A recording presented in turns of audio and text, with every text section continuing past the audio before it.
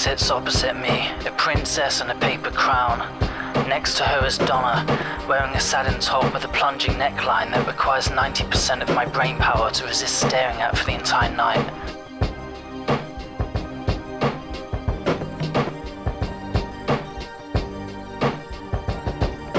I've spent over 100 hours trapped in a cramped checkout booth with these twin goddesses, my libido kept in check by the desexualizing Woolworths uniforms, my inability to speak to them shielded by a constant barrage of grumpy Christmas shoppers, but now I'm on my own.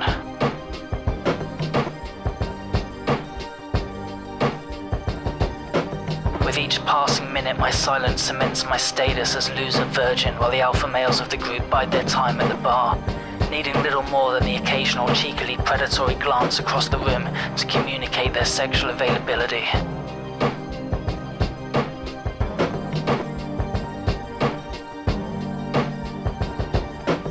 Worse still, while the double vodka that Graham slipped into my orange juice with a paternal wink is loosening my body and freeing up vital confidence, it's also making me horny, which fucks my concentration.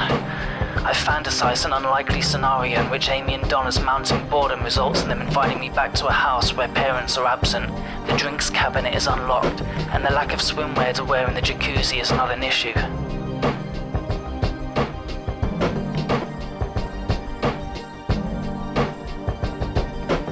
At which point Mrs. Cake waddles into my field of vision, putting paid to my erotic imaginings with the image of a wilting flower accompanied by a flatulent trombone flourish. Mrs. Cake is a dome-shaped Scottish hen whose name isn't really Mrs. Cake, it just looked like it should be. I'm destined to one day blurt out this transference in front of her, and am already equipped with all manner of hunger-related excuses for when that moment arrives.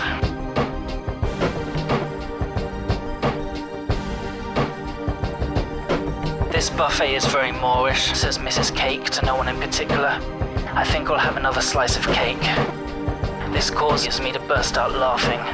Amy and Donna break off from their conversation and look at me. What's so funny, asks Donna, blessing me with a mile-wide smile, and it requires great mental effort to process her question, rather than simply zone out watching the exquisite movements of her lips and teeth. Oh, nothing, I reply, with roguish nonchalance, attempting a relaxed ruffle of my hair but succeeding only in dislodging a green paper hat. I was just laughing at Mrs. Cake. Who's Mrs. Cake, asks Amy, and as this is possibly the greatest ratio of attention to beauty I've ever been on the receiving end of, I'm understandably slow in responding. Oh sorry, I meant Sandra. You call her Mrs. Cake, asked Donna, chewing on this information like it's a delicious morsel of goddess food. That's so naughty. Her pronunciation of this last word mercifully fails to cause my erection to burst through the mahogany table, sending roast chicken components flying into the elaborate headpieces of passing dignitaries. From this conversational high point, the only way is down. It's therefore a minor miracle when Graham returns to the table with another drink for me. Get that down, you son, he says, plonking the glass down. It'll put hairs on your chest. While this reference to prepubescence doesn't do me any favors, it does helpfully inform the girls that there's alcohol in my drink. I take a manly swig and exhale with exaggerated satisfaction, at which point events take a decidedly sinister turn. Come on, kid, says Graham, rubbing his hands together and not even attempting to avert his gaze from Donna's breasts. It's time for party games.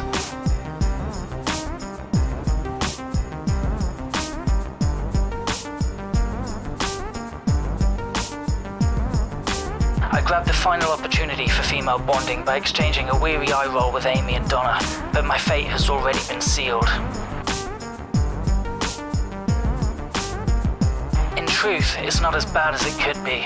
The youngsters apathetically accept early defeat in a game of musical chairs and hide at the back of the bar, allowing the older members of staff to act out their undignified mating rituals unthreatened by the presence of youthful beauty. Secret Santa does the rounds. Numerous bottles of chocolate body paint are unwrapped and suggestively commented on. Somehow I am now sitting in between Amy and Donna, the thread of a public erection neutered by the sight of an obscene party game involving balloons, bicycle pumps, and a middle-aged conga line of alternating gender. This grotesque tableau is soundtracked by Wickhfield's Saturday Night. Graham gallops past, piggybacking Nancy, who whips him with a napkin like an excited jockey. Graham, almost choking on his own laughter, eventually dumps her onto a bar stool.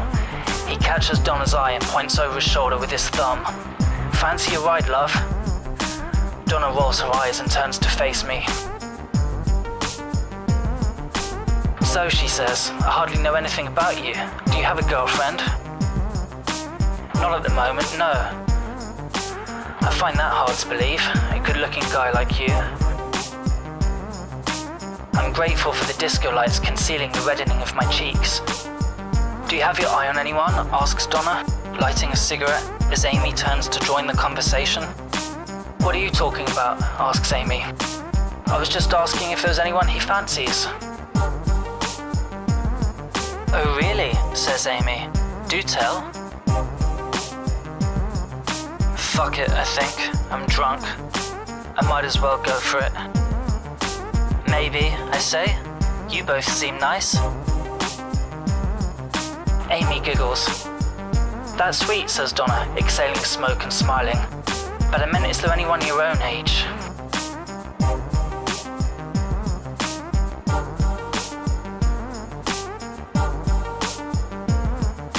The hotel door swings shut behind me and I inhale the cold sea air. Wandering along the seafront, I spy a couple engaging in some moonlit canoodling. I hate them. It's still early, so I decide to take the scenic route back to Benny's house.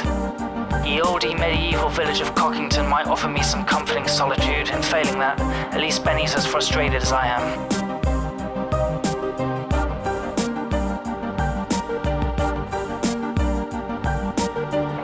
I get lost and find myself once again staring at the thatched roof of the blacksmith's forge, unable to figure out how my route became circular. I kill time convincing myself I've actually travelled back to the Middle Ages, ready to amass fascinating personal insights for an award-winning history project, until a car drives by and ruins the illusion.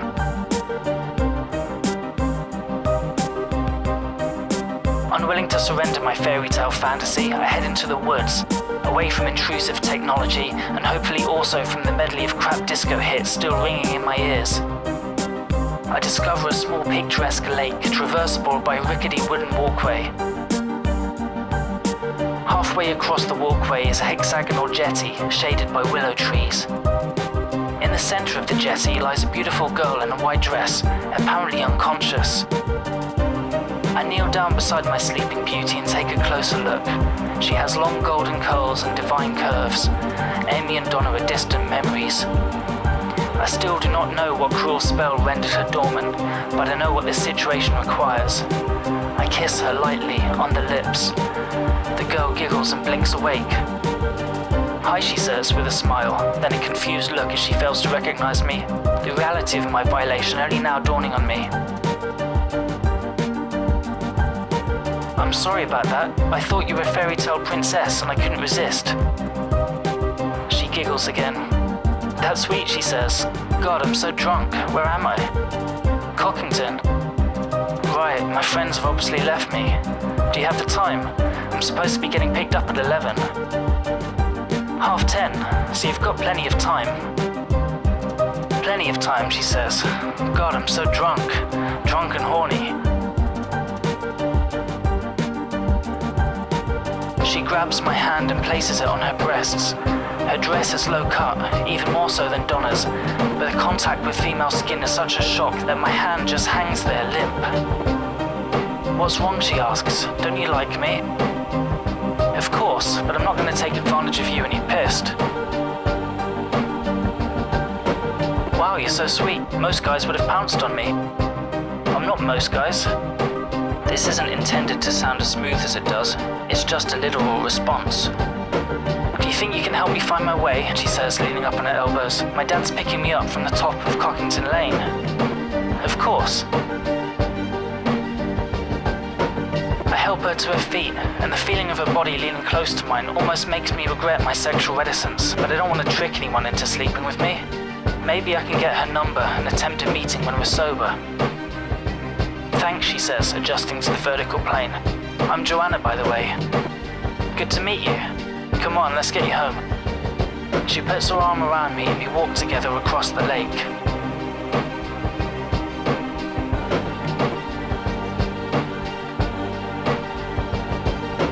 My navigational skills having magically returned, I'm rewarded with a long and luxurious walk to the top of Cockington Lane, during which I learn many things about Joanna. I learn that she is a fan of Celine Dion, but that I shouldn't stereotype her according to this musical choice, as she also likes Blow and Sublime. I learn that she cannot decide whether she wants to be a singer or a scientist. I also learn tangentially that she is not a virgin, having made reference to an ex-lover who only wanted her for sex. She hastens to add that this doesn't mean she doesn't like sex. Most significantly, I learn that Joanna is fed up with dating these kind of guys and that she is looking for someone more sensitive who appreciates her for who she is. Someone like me.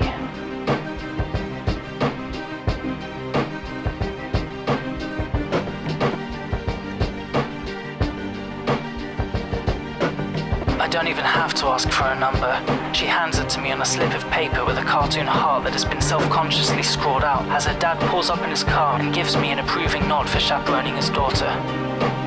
She waves to me from the back window as the car departs, and I mirror this gesture, gazing at the horizon for a good 30 seconds after she's disappeared from view.